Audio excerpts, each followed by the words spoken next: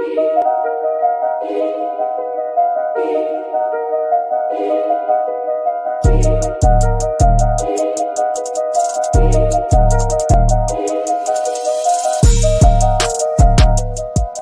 to the Smash Masters podcast, hosted by Stefan Eschi and Nick Priest. This is where we dig into the auto body collision repair field and talk quality repair methods and how the... Whoa. I don't know why it's playing twice. I don't know. Probably because we had to go and set it to public, maybe. No, that was definitely a StreamYard mess up. We're sorry, everybody. Anyways. Now it's... Is it playing still? Oh, here's why. All right. My bad. Did you guys hear that twice?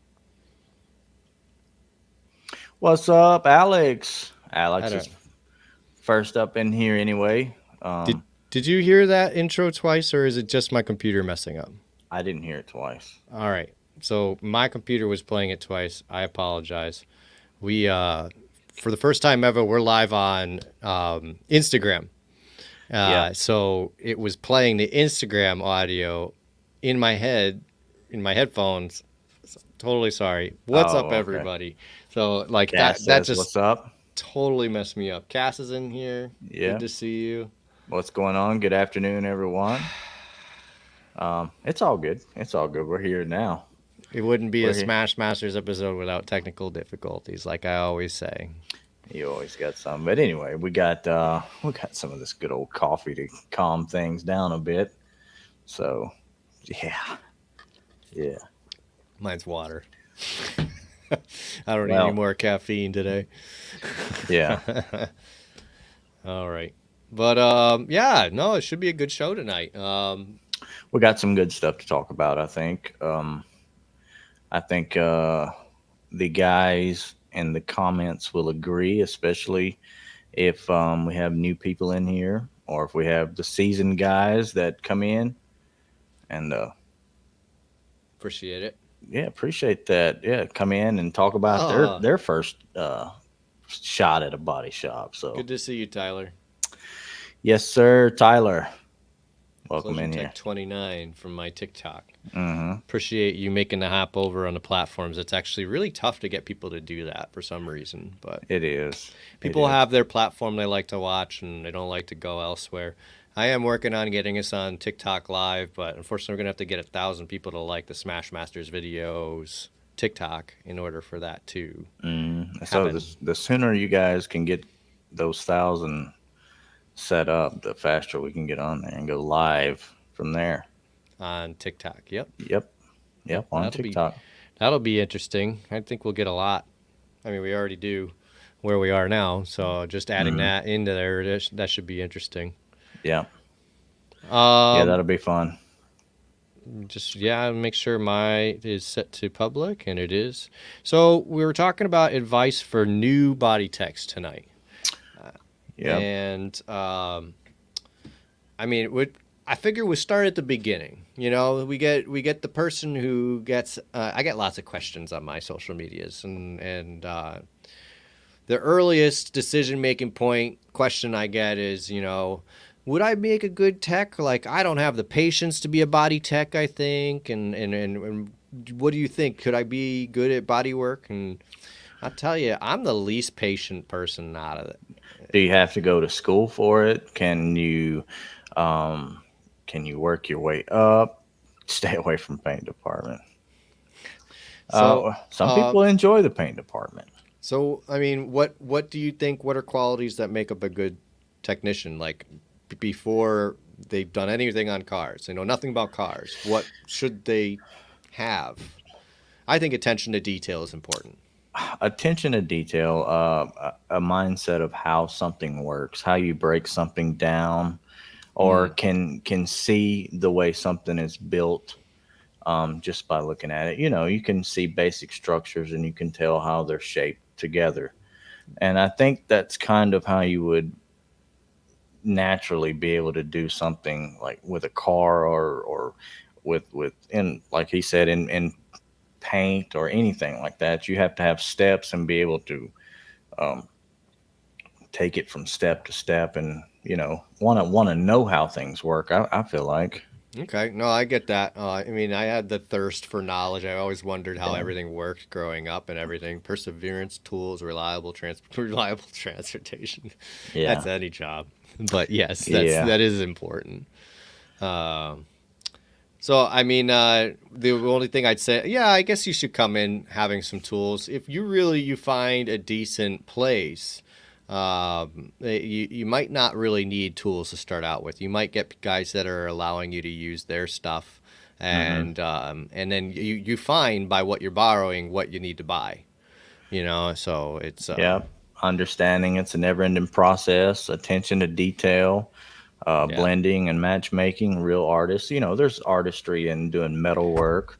How There's about artistry in doing in paint work. I mean, How go about ahead. this the ability to fail and learn from the failures instead Yeah. of wallowing or giving up? Like you need to have that perseverance there. Because Cassandra said perseverance. That's where the perseverance comes in. Yeah. So yeah, absolutely. Yeah. Organization is always good. So if you're Being good an at that, organized person. Yep. most techs though are really not that organized. They have to learn that. But that is a really good detail to have, Okay. especially if Okay. you're learning. All right, so say somebody's listening to us and they go, "Hey, yeah, I got attention to detail. I've always wondered how things work. I can persevere." Mhm. So then they're going, should I go into paint or should I go to body? And we already know who was it? The original Dent guys. We Yeah. already know where you stay away from paint department. Yeah, right here. But so I mean, you look at it two body techs here. But I have painted, not professionally, but I also know how a paint department works. I was very curious about everything about body shops when I got into this because I thought I wanted to own my own at one point, and then I Hmm. realized I'm too smart for that. And but painter versus body, if you're looking for basic a process you can follow through your work. It pretty much applies to just about everything you do. And you can follow that process with minor things you have to change along the way. I'd say being a painter is more up your alley. I mean, they have to deal with problems that I would never want to have to deal with, and it's probably like diagnosing why did it bubble there? Why is it bishying there? And I see the Hmm. comments are going nuts. Yeah. Matt Yeah. Myers. I'll put That. it up there just because that's what we're laughing at. Yeah. Right. Um, That's funny. Colorblind test to qualify. That can get difficult as well. I mean, the way some of these colors today. That's important too. And But Matt so I'd Matt rather. Oh, go ahead. Matt says he thinks modern collision technicians should take a technical writing class or at least read up on it. It definitely will help understand and execute procedurally driven repairs. Yeah. I Um, totally agree and yeah, that's this. for a different reason. Go ahead. Yeah, yeah. If you're brand new into this, that can get overwhelming. So, being attention to detail, being able to like Cass said, be able to persevere. Those type of things will definitely get you a head start. And Yeah, we'll get to that, Tyler, in a minute. yeah, yeah. We I started out doing both combo, so paint and body, start to finish work. Um, what So, I what I the only thing I'd say is I prefer being in body over paint just because I don't want that set of processes. I want every job I do to need something different, So every dent is different, every crash is different. So I enjoy that about body, but some people look at that as not a good thing, and they'd rather know what they're going to do every day, mhm, And it's which prep, tape, clean, spray, tap. Like it's more of a set of procedures that a painter follows, whereas a body tech has to adapt to everything. yeah, you can. It's almost like you never really know what you're going to have to do. until you get a car torn down and get a nice solid What up, James? overview. What's going on?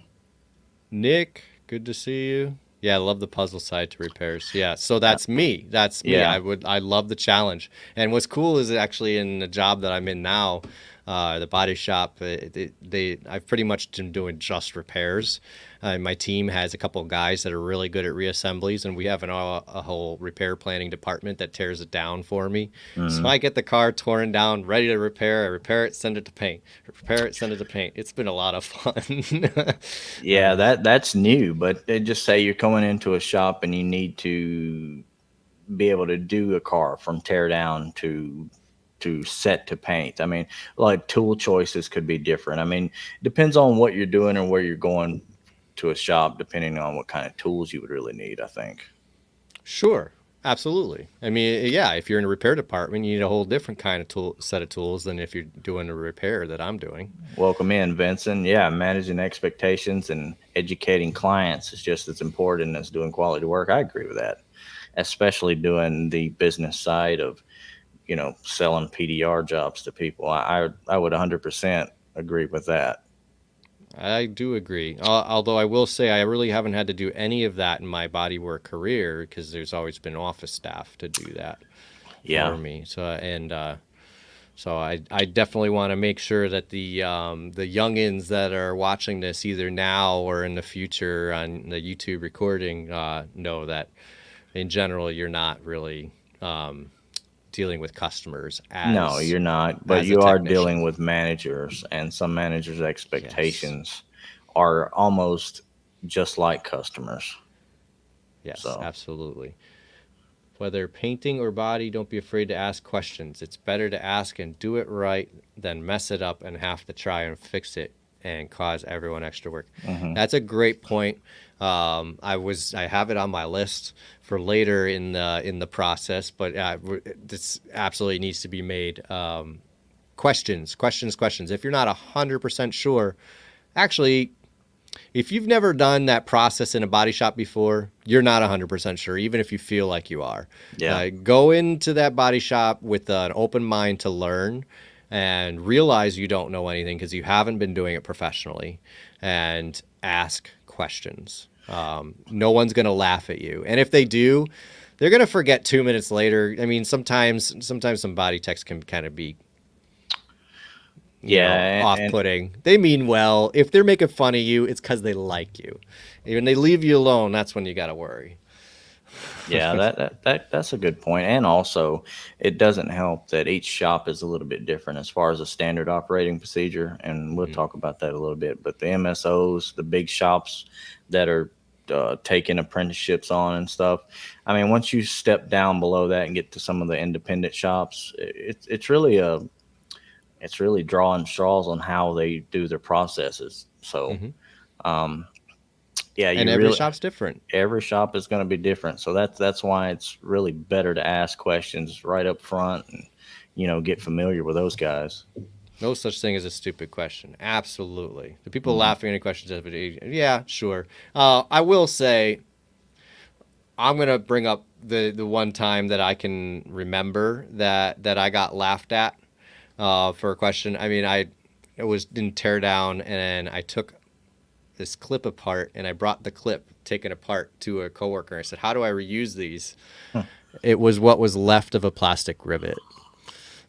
I had punched the center out, pulled the whole thing out, saved the center, and brought over to my coworker. All right, I got laughed at. All right, that's funny. Yeah. That's funny. Yeah. All right, I give it to you there. That's where I say, all right, you might get laughed at, but they all forgot. I'm the only one that remembers that, and all in all, that's funny.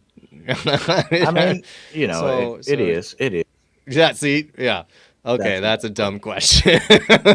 So, right? I had never been around cars or rivets before. So I didn't know that there was such a thing. Jesus. I was working at a dealership body shop. You saved everything. Yeah, right. You saved everything.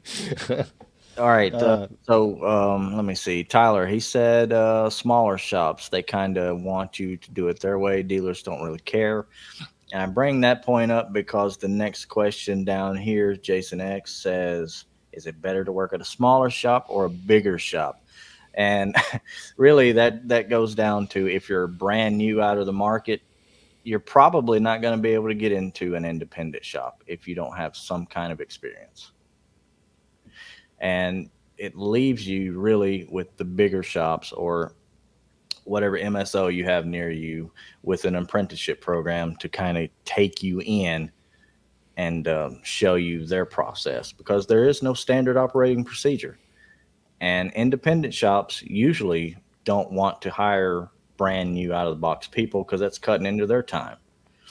So, I agree with that. um, I have a weird answer for Jason. all right, go ahead. Well, I took it a little bit differently. Like you put smaller shop with independent, bigger shop with MSO. At least in my area, Hmm.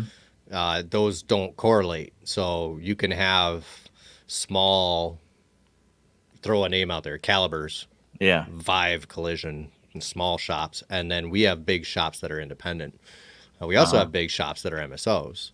But so if I like a big shop because in general the benefits are better, the process is better.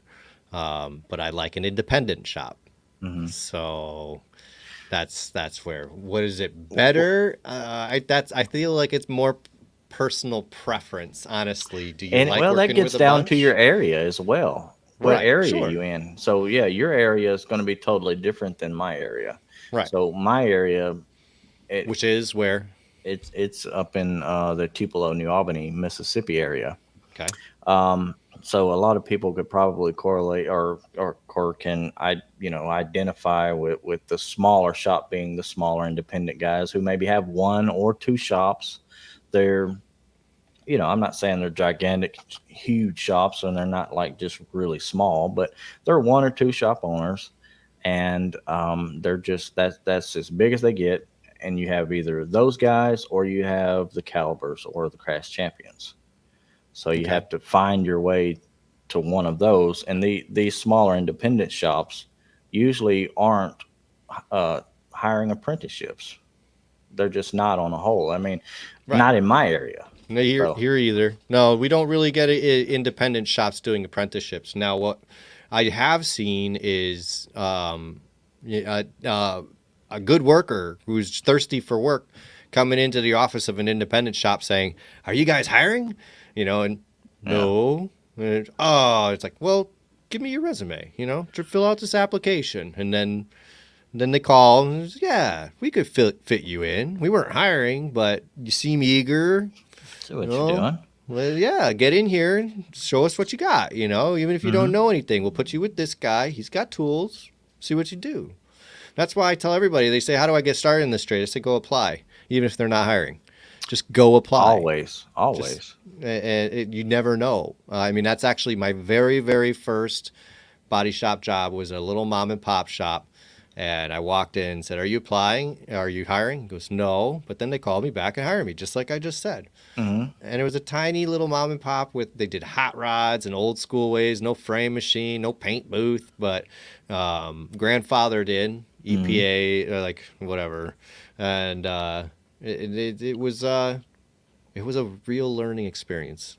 Every shop is a learning experience. And It every shop really is a learning experience, and like David says, his MSOs in his area are small shops. Independent shops are bigger, and a lot of times that is true. They have their one or two shops they have are really big shops, but an MSO like Caliber, they might have small shops, but they have 12 or 1300 small shops, and their standard operating procedures are all the same. And you can go to any one of those, and if you're familiar with that shop and start working, because they try to keep the same.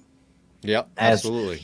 as to where the independent shop, it might be a big independent shop, but now the body guys are doing all the prime work, and Yep. all the prep work, and all the painter has to do is just tape it up and paint it. Yeah. Versus that's the where you come in with the operating procedure type, and that Yeah. that gets I've that gets confusing for new people. I've seen it every way. I mean, I've been in, so just speaking of two higher end independent bigger shops that I've been in, Hmm. the body text didn't prime in one, and body text do prime in another. And where I currently am, you do it if you want to. If you don't, you send it back. They do it in the back. So Yep. it's and Cass makes a great point. I mean, just that all those different workplaces can have different cultures and different ways of doing things. I mean, I'm 16 years in and I just started a new job. I went into there basically going, okay, what's next? Because I don't know what their processes are. I know how Yeah. to do the job, but I don't know what their processes are, and it's Hmm. important to learn their processes. And we got so many comments coming in here. South Louisiana, we have way more independent shops. Okay, well, so that's good. You want more independent shops. Right now, the MSOs are taking over my area. Yep, David says, yeah, agrees. Matt, I would try and find a shop with newer equipment that wants you to coat certs. To get certs, Yeah. then I you would. will learn better procedures. Some mom and pop don't follow procedures. That's absolutely true, but I have seen exceptions. Yeah, Um, there are. It is a good thing to identify, though. Go and if you're taking a look at these independent shops that are smaller, like he said, go and look at their equipment. what's up, You know, Shane? go and tour the shop, see what they have out there, see what they're doing. So start to finish. I mean, you done that. I've never done that, but Mhm. my only question with start to finish shops is how do they get new technicians other than hiring experienced ones? That's pretty Well, much their only option, right? yeah, that's the only option, and really, you have to take the ATEC guy and take time out of his day and have him train people. And a lot of times, body guys are not trainers. No, They're not. They're just a really lot of not. times they're not. I mean, just yeah. So that's Uh, that's tough in itself. Jason brings up another good question about PPE and Hmm. the horror stories of chemicals. It is very dangerous, but I would like to say that every shop I've been in provides all the PPE I've ever needed. Hmm. It's on me to wear it, and I don't see a lot of people doing it as much as I do, wearing their PPE. I think it's more important than most people tend to think it is, just based on their actions that I've seen. So, I mean, it's long term effect stuff. And you could get one person who smoked cigarettes their whole life and never gets any negative effect from it, and then another person who dies at 30 some odd from emphysema. So there's that too. And you don't know that, so you could take the gamble, but Yeah, and that being said, I mean, chemicals I think have gotten a lot better over the years with the stuff that the way they've restructured a lot of the chemicals. But even though that being said, you still need to wear all of the PPE you can, if at all possible. I love the fresh air systems that painters use now over the respirators. It's Yeah. such a better system. I mean, you're way healthier using those fresh air systems. Hmm. That was a real big thing for the paint industry when they started coming out with those, because just the respirator mask just wasn't really a good idea. I didn't think, but I know a lot of people used only that for years. Yep, yep. So, I mean, it's yeah. I know somebody that had to quit the industry because mm, their doctor told them if they kept putting a respirator on every day, their lungs would fail. And it was just the lack of air they were getting on a daily basis. Or that's the way he conveyed it to me. You never know how somebody's, yeah, uh, and telephone game, between them and their doctor. Earplugs, great point. Honestly, I wear my headphones, headphones, earbuds. earbuds. Earbuds are really the lifesaver of the automotive world, because before we had those, and I know there's guys in here that did body work before we got those, and that was a horrible time to do body work, Hmm. because all you had to do, like, you can hear hammers beating and banging and grinders and all that noise, but as soon as you stick earplugs in, you can only hear yourself and that tone in the background of real light tapping and stuff, and all you had to do is talk to yourself, and that'll drive you nuts. That will drive you insane. Story of my life. Right. Story of my life. Right. So really, the earbuds are like a godsend to automotive world. That I mean, put on your favorite whatever, and you can get through a day and roll really good nowadays. You can also get, I have them that you can get ear protection, actual ear Uh-huh. protection Uh-huh. with built-in Bluetooth. It's the 3M Work Tunes. Uh-huh. I love mine. I I've never absolutely used love them. those. I've never Uh, used those. I never used like these type of headphones well, when doing body work. it's not headphones. They're actual. You could take them to the gun range. They're certified for actual ear protection, but Yeah. they also have speakers in them. So you can listen to. It has radio. It has AM, Uh, FM. I never use that, but it has Bluetooth. you don't use And AM radio? I do in my buddy's '65 Cadillac because that's all he Dude, has. you guys are, if you're not tuning into AM radio, you're missing out. I guess I'm missing out. Chase says use a vacuum sander. I totally agree with that. I love the vacuum Vacuum sanders. sanders are nice. I especially love the Merca vacuum sanders. I'm not paid to say that. They don't know You I like the exist. Merca one? Yeah, I love the Merca I ones. personally like the Festool one. So I've also heard great things about Festool. Festool one is really nice. Dave Fresh Air says fresh air hoods or lifesaver. Mhm. Oh yeah, that's the other thing. So they even have the fresh air suits Yeah. where you hook it up on the back and it blows the air up through your suit. Even it's like air AC Mhm. going on. Worst sounds are unexpected. Yeah, you always wear them. Yeah, good. Yeah. Yeah, when your coworker breaks out that air hammer, Mhm. bump, every time. I can't. Aiden Uh, wants to know, are these hats out yet? Yeah. Um, are they? they're out. I don't think we have them up on the merch store yet. There's a few colors on there. I,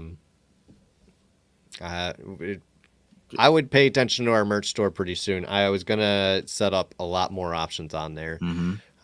I'll let you all know when I do. I just set up the U-Break I Fix store, so I'm gonna do the Smash Masters around the same way, and we'll have more stuff available. So Yeah, I had a bunch of different hats that we had for our Oklahoma trip made, so that's why you see a couple of those. But we're working on getting those all in the merch store and set up. So if you want something though, just DM me or Stefan, and we'll gladly get you whatever you want. yeah, that's probably the easiest way. I Mhm. mean, yep. Matt, my wife, when she would call, would be like, "What is that noise? It's so loud." Yeah, yeah, I get that all the time. I answer the phone and people go, "Oh, can you talk?" I'm like, "Yeah," and they're like, Mhm. "I can't hear you." It's, oh, well, that's different. Yeah, right, Yeah. right. 3M What? Work Tunes can you have it only playing on one side? I don't think so. I've never used them, so I don't know. I have no bias in this about work tunes. I don't think so. I mean, I rarely use them. It's only when somebody's being really extra loud, or I am, and I need to really protect my ears. Have the Festool. David's wife says the same thing. Do you like the Festool for people that haven't used it or maybe thinking about it? Because I used it, I enjoyed it. Stefan likes the Merca one, so It's the only one I've tried. So okay. I mean, we use the Rupees vacuum sander at a previous shop. That one was nice too. It was a much smaller system. I like the Electric? ones where it has. Yep. Yeah, I like the ones where it has the giant pegboard kind of where you can put your sandpapers and on top of the vacuum, roll it over, and you got everything you need right there on one system instead of having to grab a hose, hook up the hose, hook it up to your DA, have it going constantly. The electric ones, they shut off when you're done sanding automatically. So I mean, Yeah, they're great. I like that too. And for the guys that have to use air vacuum sanders and stuff, if you guys are shop owners, put drop down electrical outlets up. Yes. Just please do that. Yes. I Just love those in keep a it shop. off the walls. Nobody wants to use it on the wall. Make a drop down electrical outlet, easy to use. I mean, people will use these things and really enjoy them. So, Same here, Cass. Although I'll tell you, those Merca blocks are choice. They the really first are. edition ones or the I don't know which ones I had. okay, because they have a But few edition ones. there was this block. It was like 6 inches long, and the Hmm. bottom was Velcro, but it was interchangeable. You had a flat one, take the flat one off. It had a concave or a convex, and Yeah, that got me through just about everything. And then there was a little 4 inch as well that when I needed a smaller one, it had it. Great blocks, those Merca blocks, and mostly comfortable. There were only certain situations they weren't good in, and then I used my hacker blocks from Kiko, yeah. and that was awesome. Hmm. Um, We've seen the new Milwaukee sander, the M12 version. I haven't It, seen it in person. we haven't seen it in person. We haven't used it. I haven't tested. He hadn't tested, so we really don't know how long or what it will be good for. But right now, I was thinking that instead of like doing like making it your main sander, it's probably something that you're going to want to use to do smaller areas with, or do your little side job kind of stuff. I think it'll be easier for that type. However, I don't know. Um, but yeah, we were talking about that earlier. Sorry, I'm alive. I was wondering. I didn't want.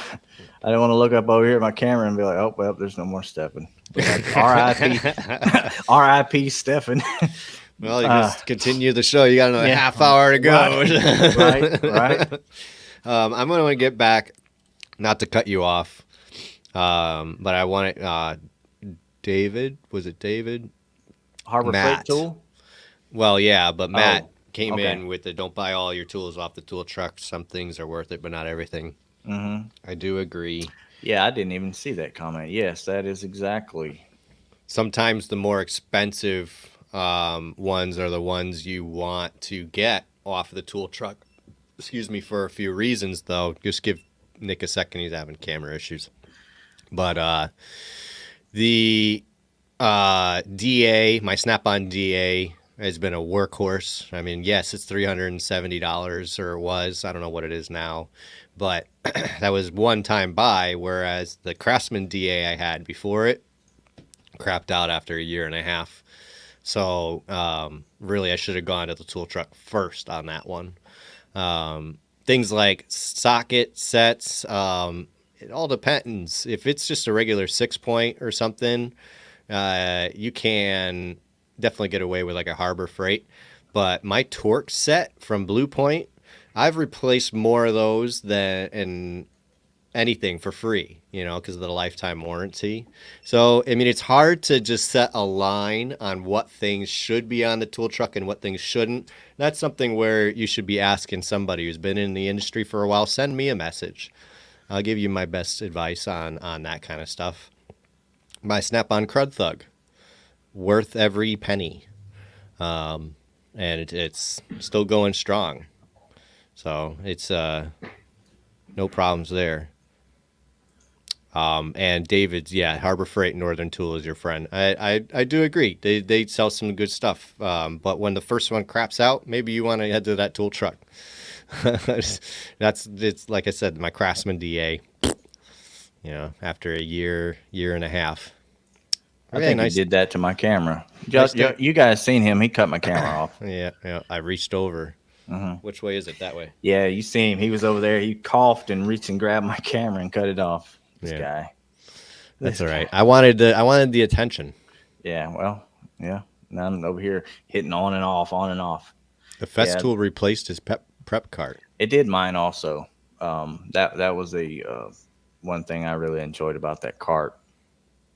Hmm. Okay. I bought the long nose clamp remover from Mac for like 120. It was $12 on Amazon. So that's something where maybe the Yeah. cheaper one would be a better choice. I mean, it is good to shop around and not buy the most expensive thing you can find. Oh, really. down here in South Louisiana right now, it's kind of slow, but there are other times it's rolling busy. It's Mm. I've been hearing little slow trends all over the place, even up here in Connecticut. Um, I meant to say that earlier. We were talking about our areas, and I didn't say where I'm in Connecticut. Some of the older, slower trends that we used to have are not the same as some of the newer ones. I guess because the new generation of people are driving. I don't really know, but it used to be here, like when school would let out or summer, like it would get really slow. We used to And have a schedule like that. and now it seems to have changed somewhere. I don't know. It's kind of crazy.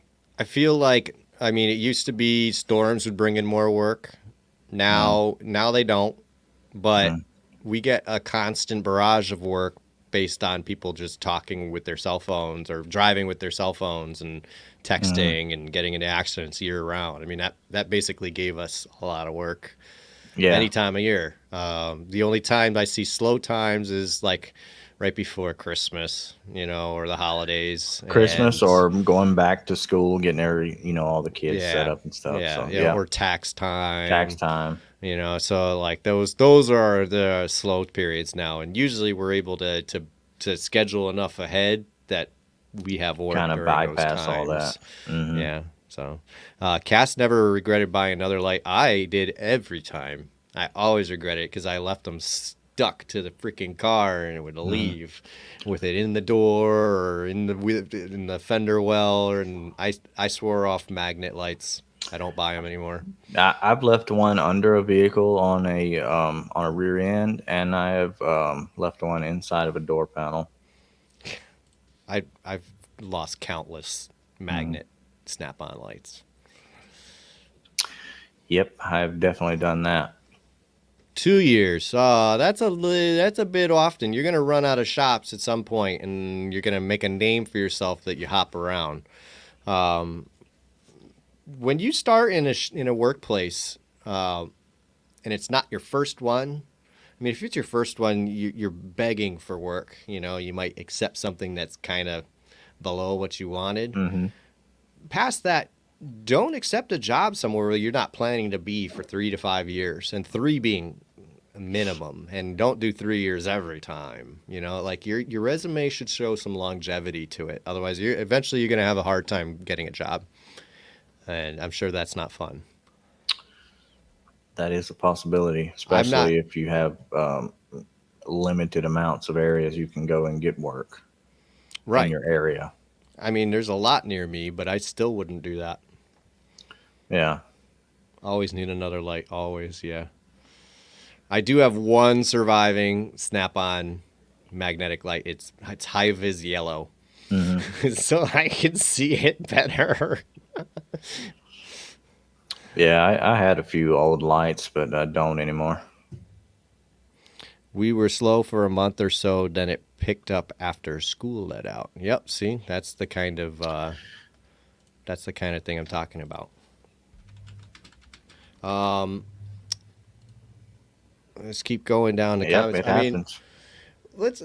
I do Same have. here in my area. That's the way it is. You got to kind of base it on schools.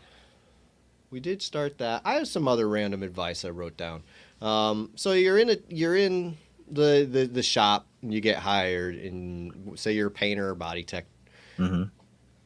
I'd say the most important. I mean, communication's important amongst the shop. I mean, anytime something's not right, something needs to be changed, just communicate that, whether it be to Hmm. your supervisor, to another tech, whatever. But in the same effect, keep good conversation and good communication with, if you're in body, with paint, and if you're in paint, with body, So don't because make the painters mad. right, and don't make the body guys mad. Hmm. So I mean that stuff just compounds. I've seen it. It's ugly. Um, and honestly, I could go into a place and have just a good relationship with a painter, and things will go fine. Because that's the most important relationship in the whole shop, I believe. I mean, you still need to communicate well with your supervisor, the production manager, the shop owner, all that, other technicians. It's all very important. But the Hmm. most important, I believe, is the paint paint and body. Janelle. Hail season. Yeah, that kind of been kind of been that way here a little bit more than normal. Yeah. It can be one of the hardest. See, we just lost a bunch of viewers off of what I just said. They were like, "This guy doesn't know what he's talking about. I hate my painters." It's like I understand. You can hate them all you want. Hate them up in here, and have a good relationship with them. It will make your work life so much easier. You know why body guys are always mad though? Because they're not writing estimates with a light and getting all this repair time that they need. They go in there expecting 15, 18 hours, and then the freaking Says 8. service writer goes and cuts it into like 6, and has this one picture at a direct 90. You can't see anything, and it's a white car. So, yeah. No, Hail season hasn't stopped for you, huh? no. I've still got a few scheduled out to do. I'm just saying. Glover just said that. Oh, okay. Yeah, I see his comment. Yep. Yeah, that's nice. That's good. Yeah. So once communication is dead, you're not getting anything done. You're not getting anything done. Yeah, if you have some kind of turmoil with the painter or the estimator or any kind of guys in that nature, yeah, you're pretty much done. Yep. You got to communicate effectively. Those two will make it really difficult on you. So for the brand new people out there, don't make these two people mad. Just don't do it. It's not a good idea. So I want to talk about toolboxes. You don't need a giant toolbox. And this is coming from somebody who has a giant toolbox. So you should know that I know what I'm talking about. Mm-hmm. You don't need it. Is it nice to have it? Sure, but it looks good on camera. But $25,000 nice? Does it perform well day to day? Right. So I mean, yeah, it does. But still, for $25,000, I'd rather have just 2, 3, 4 Snap-on carts for half the price, and same storage, more mobility. It's a better way to go. You can deal with one box. Doesn't need to be huge. One set box for the big stuff. But in general, the little mobile carts that you can get from Snap-on for like $1,800, $2,000 or something like that, they're great. They are absolutely great. And you could set one up for assembly, disassembly, another one up for body work, another one up for everything else. You're done. Yeah, you can just roll whatever you need over there at the time, and then you're not pushing your entire collection over. Or walking back and forth a million times because your box is so big that you can't push it to the job. And Cass says, a lot of these guys won't start off as body man and painters. They start off as detailing. Yeah, there is some of that going on still, but I think Caliber, if I'm not mistaken, that apprenticeship program has taken people right into and from day one. They have, if I'm not mistaken, they have like a certain amount set for toolboxes and tools, and it's really just a roll cart and some stuff that you would use to get started with, and they drop that off on you and let you go. Survived 10 years with a tiny little Matco cart. Yep. Oops. Some new Husky boxes are getting really nice. I got into a shop where a kid had a Husky toolbox, and at first I was like, hey, dude's got a Home Depot box, and then I looked, his bottom drawer was a fridge. I was like, I want that toolbox. I was jealous. So that's a snack drawer. That's a proper snack drawer for you guys that don't know. Great, that's a beer drawer. If you ask me. Right. But yeah, Husky. We're not condoning drinking on the job. No, this is an after-work activity. Yeah. Cool bosses allow you to drink when you punch out. I have had a few cool bosses. Oh, I've wow. had the same cool bosses that would walk through and they'd be like, "Oh, it's Christmas Eve. It's 11. Just punch out, have a beer, and go home." Hmm. It's like, okay, don't tell me twice. Here's a good question about glaze. Yeah, I got it up here. How do you feel about sanding glaze? Do you think it's a must after filler, or as you see it needs? Um, I don't know. I mean, you can really use it two different ways. I think I have used it where I wipe it on like like you're kind of just gonna use like where you're gonna sand it and just take uh, some wax and grease remover and just wipe it all back off, and it fills all the pinholes and stuff. But if you're using it to kind of feather your last bit, I don't know. I don't. It's all in what you really want to do. I don't really use it a whole lot myself personally. If it if I it's going go, on a visible panel, to me the metalwork should be good enough so that you have one coat Bondo, one coat glaze, and done. yeah, I the times when I finish my filler and it feels good, I'm sure it's straight. When I'm done with it and I see it painted, I'm like, would have looked better if I gave it a glaze coat. you like the final glaze coat. So there is, that honey stuff that you can put in to kind of thin down body work or body filler. So that's the same thing to me. It That's to me that's the same thing as a the glaze. Okay, so So, I mean, it's I gonna I sand the like same and spread the same. So I like I like that method of one coat body filler, one coat glaze filler. I think it's a proven way to make sure your body work is straight. However, I have tried a bunch of different other methods, yeah, and that's the one that I really get my best results out of. But I don't use the glaze coat as a filler coat. I just use it as bare minimum. I don't try to do any building or any kind of that stuff with it.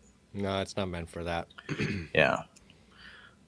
Not meant for that. Very minor details at the very end. That's it. Hmm. Yeah, David used only a full bank max split top cart. Rolled it Hmm. wherever the car was in the shop or outside and did a new job. Yeah, and it's nice having your tools right next to you. So, Yep.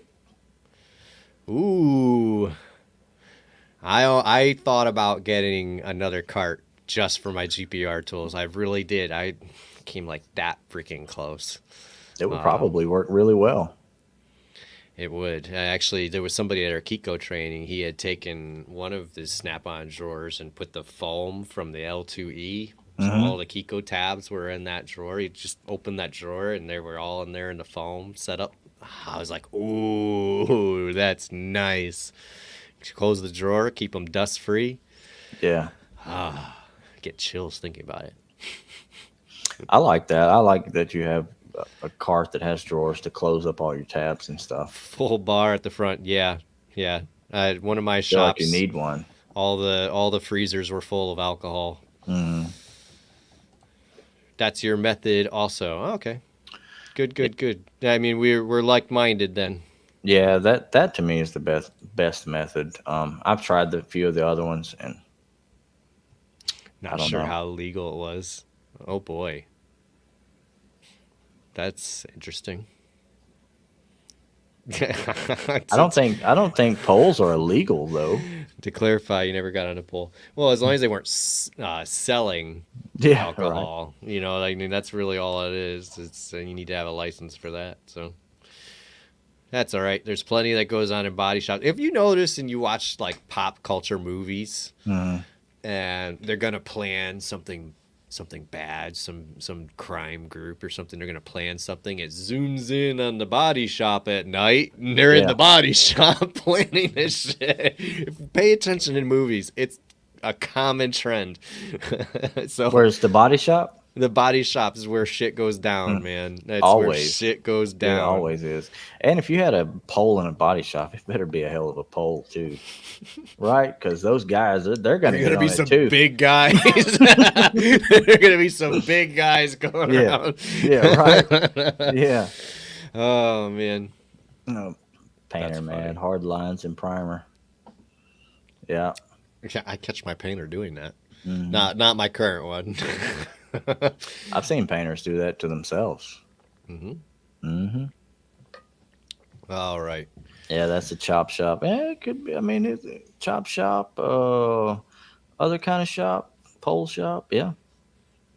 It was high end clientele. Okay, I get it. I get it. Yeah. All right. So speaking of tools and toolboxes, I would like to, and I might get. I mean, you might even disagree with me on this, but I'm I'm I'm big on locking my tools up every Hmm. night. Every night. Uh, you start getting comfortable and leaving things out, that's when they disappear. And it's always in every shop you go in and you start locking up your box, you get somebody saying, "Oh no, the guys here are good. You don't have to worry about anybody here." It's like Hmm. the guys you don't have to worry about are the guys you have to worry about. Listen to that again. The guys you don't have to worry about are the guys you have to worry about. It's always somebody you know Hmm. that's taking that shit. And it's always the person you least expect. And it doesn't matter who it is. I don't want anybody taking it. I paid, I worked hard for my stuff, and it's not for your grimy hands to take and sell or take home and use. Whatever, it doesn't matter. It's, lock your stuff up. Peace of mind. Yeah, locking your stuff up is good, but I'll tell you, I had a path or series where I did not lock my stuff up for a little while, Yeah. and it was always an apprentice guy or a production manager or somebody coming over and just free grabbing all your stuff because they were there late doing something, needed something, And they don't and know the value of these yeah, they tools. just grabbing and moving stuff and you Yeah. know. Yeah, So if you so don't want nobody doing that type of stuff, yeah, just lock your box up. Because I mean, sometimes people really aren't intentionally trying to take your stuff, but I sure. mean, Sure. I when mean, it when maybe they'll it's just leave it outside in the yeah, rain. I was That's just also about to say bad. that they leave it outside dealing with totaled cars, or leave it in the totaled car, and It gets next thing towed you away. know, your tools towed away. Yeah. Yeah. Yeah, yeah, yeah. Do I like Velcro or sticky back blocks? I like both. In general, all the vacuum blocks are all Velcro Hmm. for obvious reasons, and and I really like my vacuum blocks.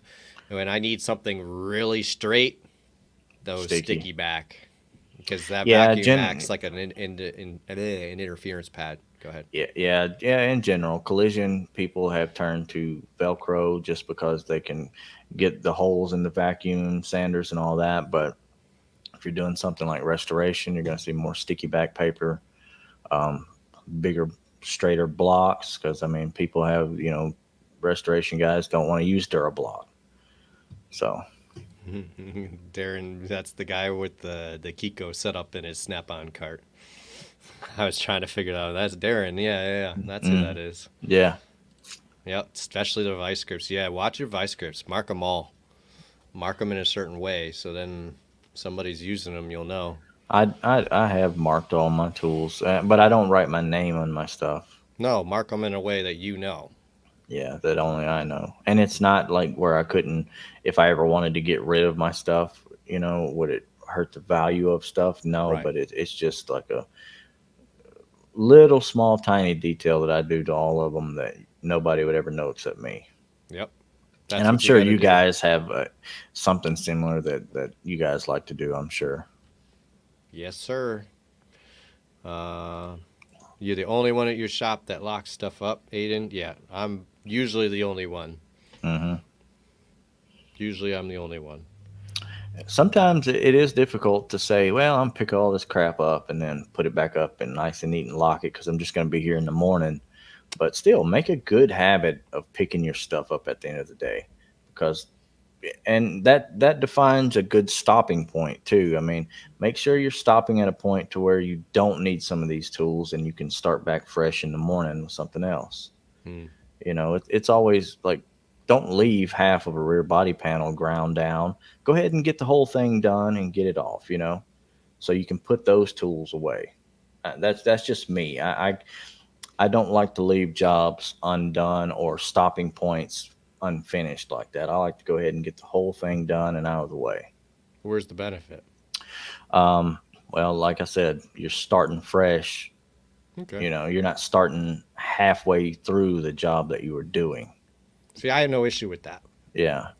I have I don't really have an issue with it. It's just something that I've always done. I like to, like, say you're taking a rear body panel off. All right, go ahead and grind that off and take it off. That way you can put those type of tools you were using, put them away. I mean, you might need some of them, but not all of them. You know, you don't need all your scrapers and hammers and all that stuff. So put those back up, get it in there. Don't worry, Tristan. It's all recorded. Yeah. It's all right. We're still here for a little bit. You Yeah. haven't missed everything. It's good All to right. see you. Let's Thanks for get coming this. in. Yeah, Tristan, glad you came in anyways. Painters here. Do you guys dry sand before painting or do you wet sand and wash it before? I mean, that's a good question. I mean, depending on what painter you ask, you're going to get a different answer, I'm sure. I believe in dry sanding. I like dry sanding also. I think it's more of a production thing, I think. Production, and I've also heard just negative things about primers and water and holding on to water, absorbing water. So So, Janelle depends on the job, and Jacob yeah, says he dry absolutely. sands everything. So, what are the benefits of wet sanding if you was to wet sand? Keep dust down, make your sandpaper last longer. Hmm. I mean, But I wet sand clear coat. So if I gotta get something out of clear coat, usually that's in mhm. my PDR work. I wet So, sand that all are you day. wet sanding with water though, or are you using like Yeah. Sometimes I use glass cleaner ever since you gave me that tip, but usually I use water.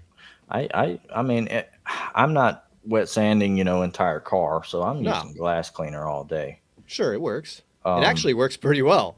it really does. It really does. I started using it. I was like, oh damn, this is nice. Yeah, right. So I mean, that's a good tip on small stuff. If you don't want to drag a water hose over there that, you just start hosing it down for a little spot.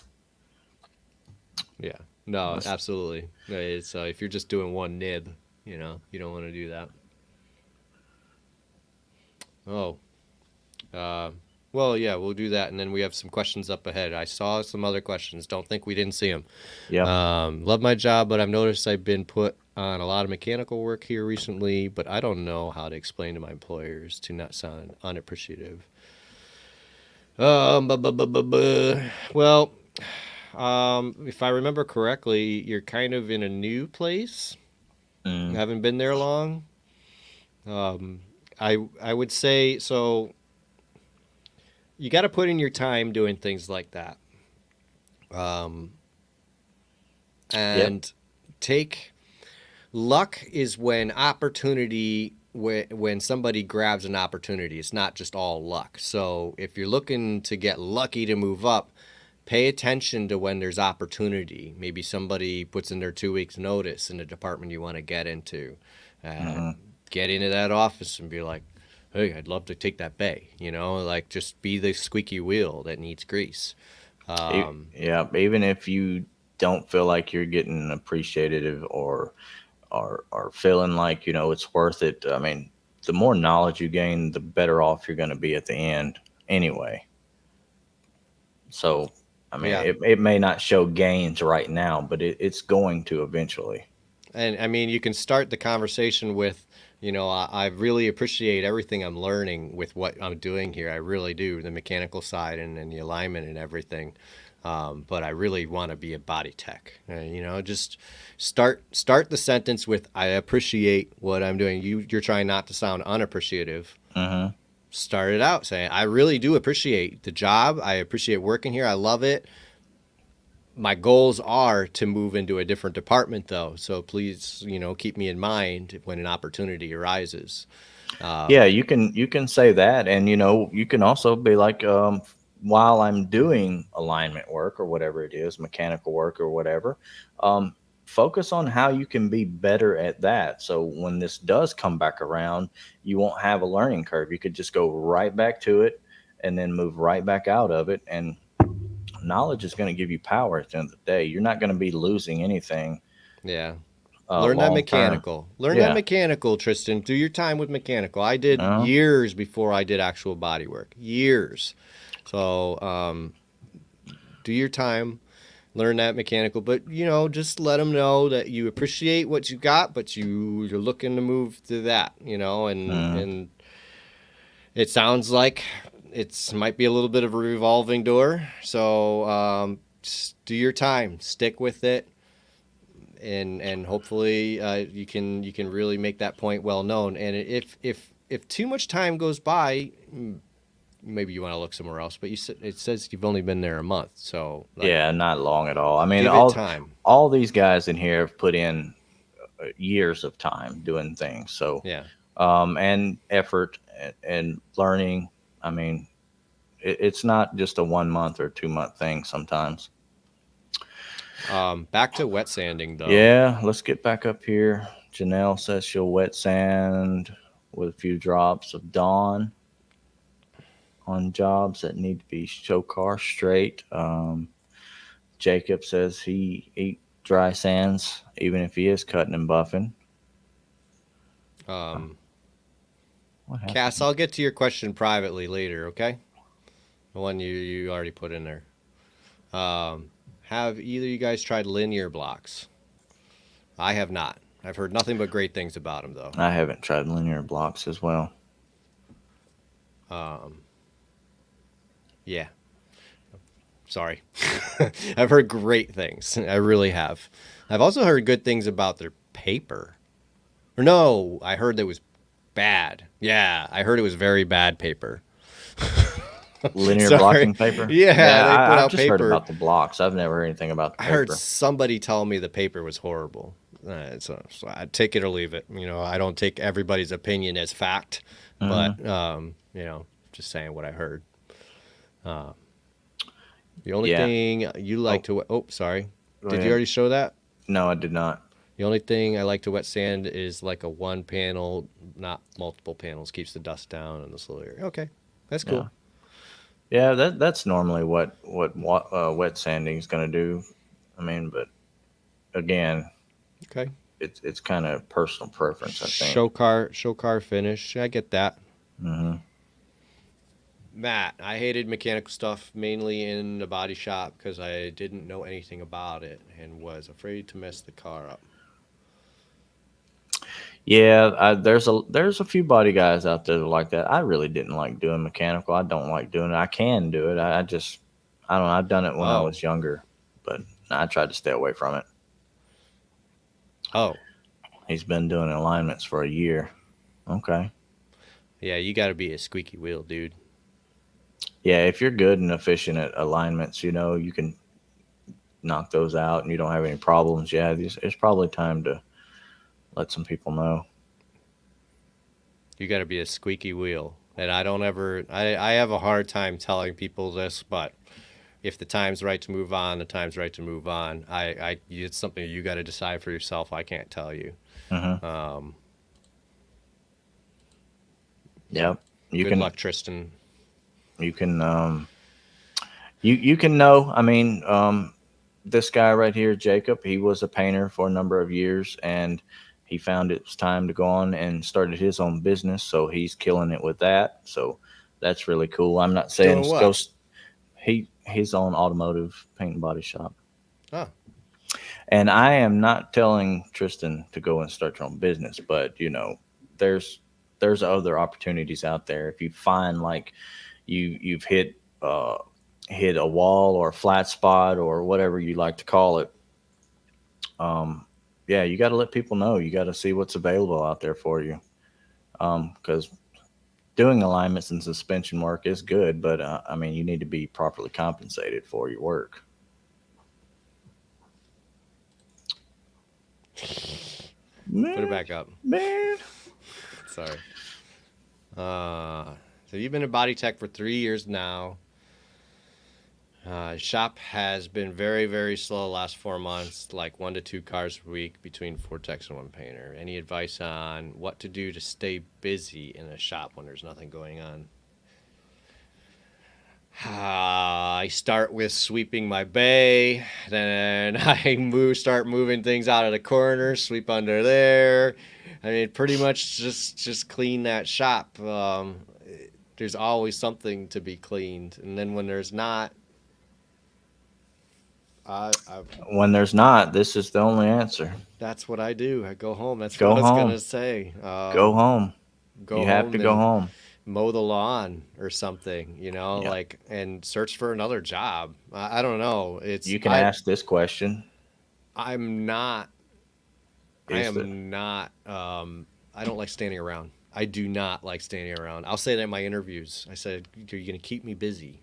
Because I don't like standing around. I said, I'll do work, but I hmm don't like standing around. Don't think you can hire me to stand around here because I won't stay. a lot of shops do not like you to do side work though.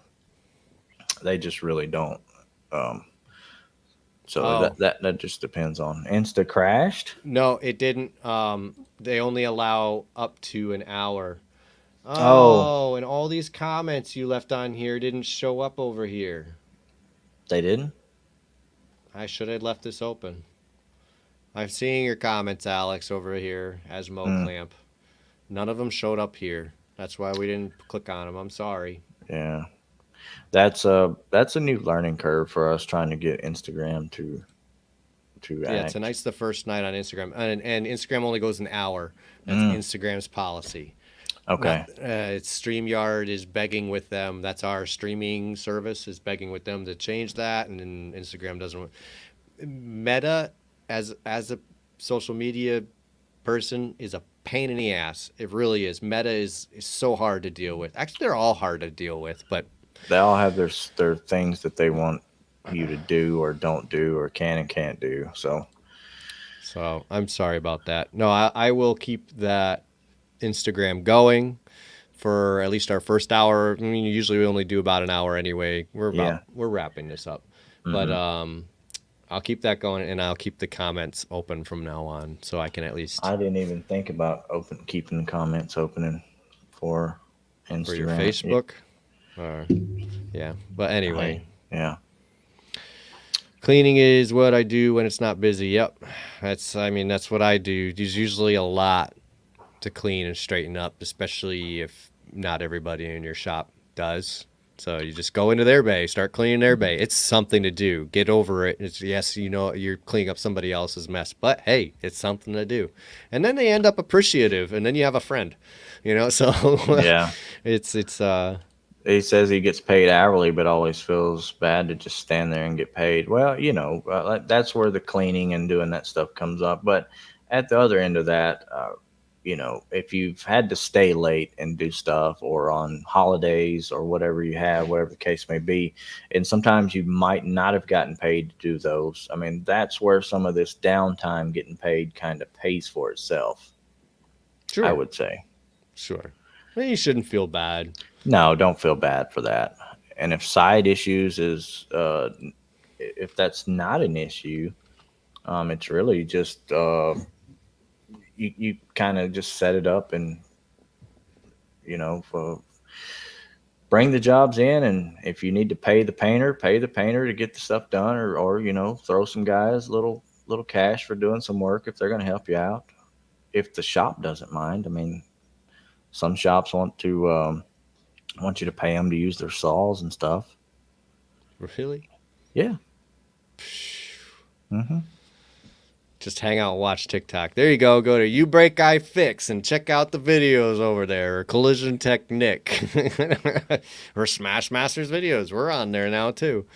Um, Yeah. Hopefully we'll be streaming live there. Yeah, we got to get that thing up to 1,000 so we can get the live going over there. So Yeah, I'm gonna be begging my TikTok followers to head over to the Smash Masters maybe you guys page. can help with that. Yeah, because if we get 1,000 followers on the Smash Masters videos TikTok, we can go live there too. It's gonna hmm be like I'm gonna use this program to stream that program, but we'll get it going. I can do it. I Yeah. have confidence. hmm So and side work, no issues, but I wouldn't know where to start. Yeah, well, it's tough to get that side work. You got to sell yourself, sell your services. It's like owning a business. And like Alex said, if there's downtime, there's time to train. I mean, if you got a shop that's willing to put you in those courses, that's always an option as well. Or if you're willing to do it yourself, Hmm. honestly. I mean, so I learned something recently that the AAI's GPR Masterclass is now offering a one technician price. They are, yeah. Before it was only a price for 8 technicians, and that's a shop price. So now they're Hmm. offering a single technician price. So if you're still wondering how to glue pull, or you want to advance your glue pulling skills, because even if you can get glue to stick, this course is amazing. I mean, It's I really good. learned I learned so much, and I had the in-person training from Gene before I took the course, and Hmm. he put on this online training, and he has this one section. My favorite section is called the anatomy of a tab, and it That is literally good. he pulls apart like what makes a tab work, what this tab and this tab that look exactly alike, but Hmm. just slight differences, and they're going to pull completely different. And here's why, and then he shows you with all these repairs that he does. So, yeah, that's a great thing. Oh, Yep, and and here he here he is. is right Yep. there. Auto Appearance Institute. He's going to have a sale this weekend. Yes. Guys, So look, if you guys have downtime and you want to excel in your learning, go and give Automotive Appearance Institute some look. Give them a shot at this GPR masterclass because it is mind blowingly good. You will learn so much out of this thing. yeah, yeah, very much so. You need this lateral tension stuff in your life. I got plenty of videos explaining that. It's Yeah. there's oh yes he would. Yeah. Uh, Absolutely, take your glue pulling skills to the next level. I mean, as a body tech, I'm used to moving major metal. Hmm. Generally, PDR techs don't have that experience, so if you're looking for that kind of instruction, jump into that course. And I will say this: I went and took it at the Texas Anson Open House, and there were some seasoned PDR techs out there that have been doing it a while. I would say I'm just going to use 10 plus years, and they looked at Gene and was like, "I didn't realize that, or I didn't know that, or Mm-hmm. I didn't even think about that. That's amazing." So there's always something to learn, and that would be the number one place I would go and get some knowledge in if I had some downtime or if I needed to feel like I needed some education. There you Definitely go go. there. There you go. I should say Nick Rodriguez over on Instagram. What's up, dude? What's up? Nice to see you. Yeah, I hate we didn't get to see the comments over there. It really was just Alex. Oh, well, not all as in just Alex, but But he had some really good. Oh, and Alan came on, Metal Workman. Yeah, so uh, uh-huh. Well, and yeah, that's Jason the too. first time that we had been live over there. So, We're trying to get better. We are getting better every week. It gets better, but this time we added a French in the works and weren't good at that. that the for the people that done flat rate and does mechanical pay different. I mean, it just depends on the shop. Some shops pay for mechanical rate and some pay like a flat rate from front to back. So that just depends on your shop. Yeah, every shop's different in that way. That's what we were talking about earlier about shops not having standard operating procedures and everyone's different. It's little things like that, depending on what shop you go to, you'll get a different result as far as pay and the way things are broken down. Robbie says Automotive Appearance Institute is number one. Well, I would agree. I would agree with that. Thank you, Alex. I appreciate it. I'm glad you're enjoying. We missed you last week. We noticed you weren't there. We did. We noticed. Don't We think we did didn't. notice, and we know why. So it's fine. You were traveling. So Yep. And Gene Automotive Appearance Institute has got a gig going on in Texas, if I believe. I don't know all the details on it, but he's going to be performing. some Gluru type stuff over in that area if you guys are around. I wish I had more detailed info on that. I'm looking to see if You getting the details on that right now? I'm looking to see if I can. Okay. Because if you guys are close to the Texas area, I mean, this might be something good for you guys to go and attend. Okay, that still works. That's good. Yeah, we need to Sorry. at least get this out and set up. Well, I guess I don't. I would have to. Oh, wait. I don't know it's at Anson, I believe, but I don't know the dates and Got it. times. Friday, Okay. October 4th. Okay. Present. Okay. Share screen. There you go. Glue pull collision training at Anson. Oh, look at that guy. Look at that guy. Who's that guy? You guys know that guy, right? So I know that guy. you know that guy. I am not just telling you guys He actually was there. Look, there's on photo camera proof. that you can't learn something from here. I learned something. The OG techs that were there learned something, and that you have to go and check this stuff out. I mean, do Guys. whatever you have to do. Put back money if you need to. Save up, whatever. But make sure you go and at least do this once. It is really an amazing event. And if you sign up, you get $100 Anson PDR gift certificate. Mm-hmm. You're gonna want to buy stuff when you're there anyway. So this kind of helps out with that. That's really cool. That is, it's good. Oh, and the lateral tension course. Ooh, Cass, you hear that? Course on lateral tension included. Mm-hmm. Now I know it might be hard for you to get down to Texas. It might, yeah, probably. Yeah, I know. Would. I know what that's like. That's a tough haul. Mm-hmm. But there is a lateral tension course on this AAI's course, AAI's website. So if you need that in your life, go over and check that out. So yeah, this is I would put this at the top of my learning list if I were you guys and close by. Even if you're a few years into PDR or you're glue pulling, learning that in a body shop, whatever, just go and do it anyway. It's worth it. Yep, it is. It is. Changed my life. Mm-hmm. Changed my life. My first glue pulling training, which was also by Gene. So, very good stuff. Well, I think we've kind of covered the basics. The nice thing is that these videos are posted on YouTube and Facebook with a comment section. So, if you're watching this, the replay, and we didn't answer the question you want, just type it right in the comments. We see them all. We can still respond to them. Yeah. So and we do. This is why we're here. And we do have a group of guys that are in the EU, United Kingdom area too, that follow us and like to comment. Of course, it's 3:30, 4 o'clock in the morning now there. So we haven't forgotten about you guys either. We would love to go back and answer or chat with these comments as well if you guys find this interesting. So don't feel bad. Go in there and comment and let us know. We'll respond to you. Thank you. Mm-hmm. All right. Well, I'm going to sign off.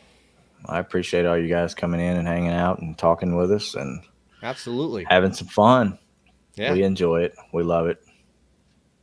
Bye, everybody. See you guys. Have